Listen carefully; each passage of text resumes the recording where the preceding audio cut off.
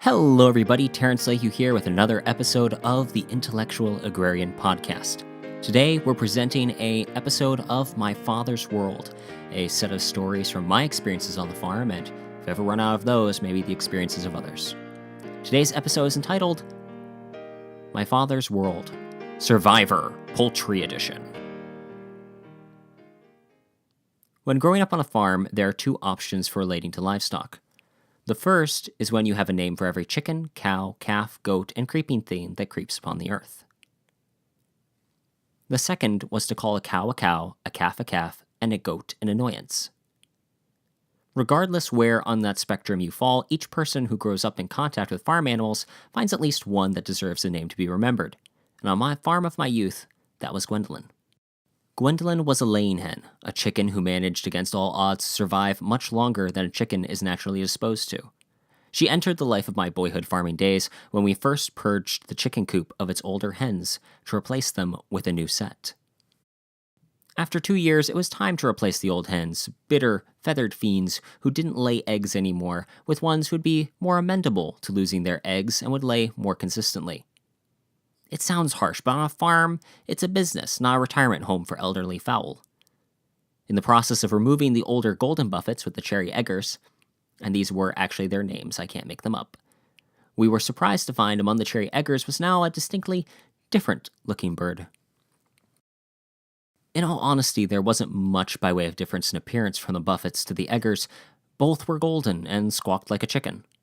But among the younger birds was one that looked a little older, a little less naive, and certainly more like she was hiding something. As the chickens were only separated by a fence and chicken wire, the supposition we came to was that one intrepid buffet had managed enough wit and wing power to fly over the fence and take refuge with the new flock of chickens. "No problem," my father said. "We'll take her out when we get rid of the next set."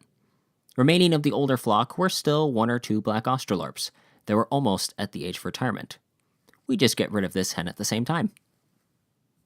Miraculously, when it came time to retire the blackbirds, the lone buffet was not to be seen.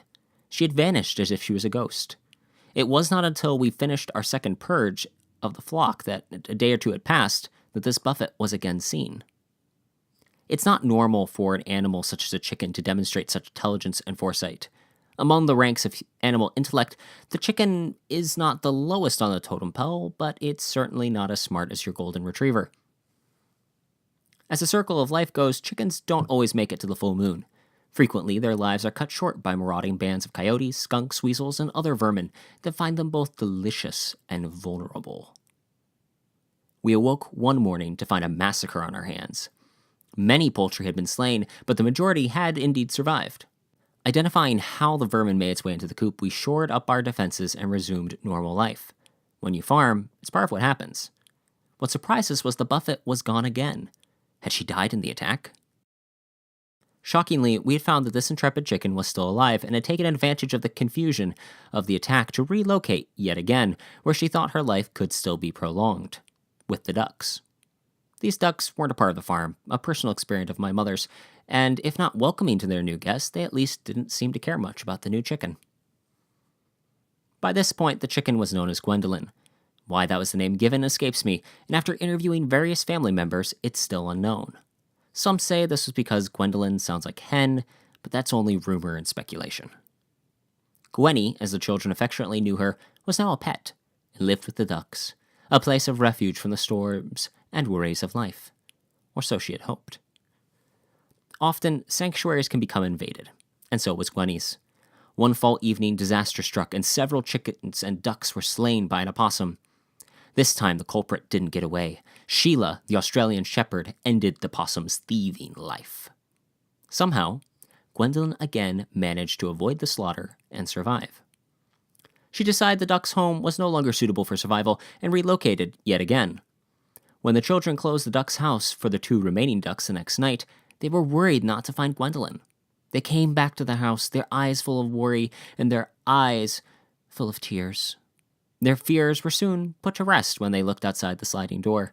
On the railing surrounding the little deck outside the sliding door, perched below the light and under the curtain of the roof, sat Gwendolyn, her head below her wing, ready for bed. Sheila, the trusted shepherd, lay on the deck beneath the railing, tucked away for the night. This was the place of rest that Gwendolyn had been seeking. She made that perch her home for the rest of her life, and was a delightful chicken. Occasionally, when the sliding door was opened and the screen hadn't been closed, she'd poke her head in and look around. Perhaps she'd venture in far enough to eat whatever food the children had left on the ground around the island. In her good time, she'd peck, look, stare at the humans she believed to be her pets, and trot back outdoors. It's not average or normal for a lane hen to survive the full circle of life. And to date, Gwendolyn is the only chicken I've known who had as many lives as a cat. We hope you've enjoyed this episode of My Father's World, presented by the Intellectual Agrarian Podcast.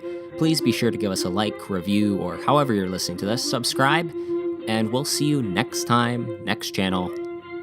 As always, this is Terrence Lahue in the Intellectual Agrarian Podcast reminding you to keep farming the dream.